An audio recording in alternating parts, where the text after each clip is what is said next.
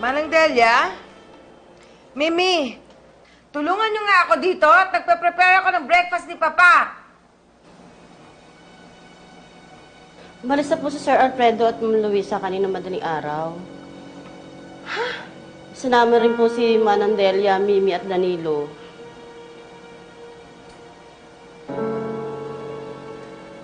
Saan daw pupunta? Hindi ko po alam, Ma'am eh. Wala pong sinabi.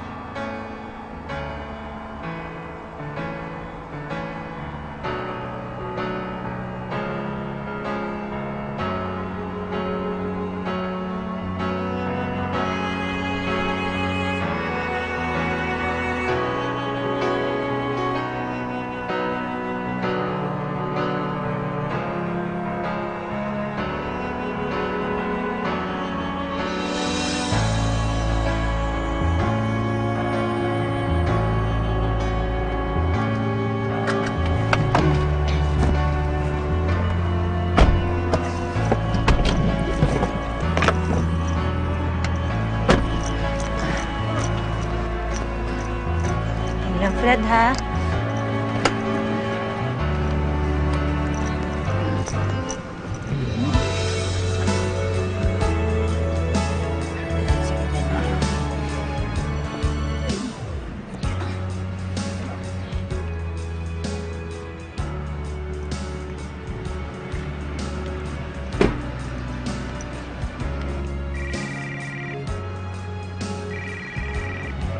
Si Stella yan, ano? Huwag mo sabihin kung saan naroon tayo, ha? And that goes for everybody. Ha? Ayoko malaman ng exact location natin. Gusto kong makapagpahinga kahit sandali lamang.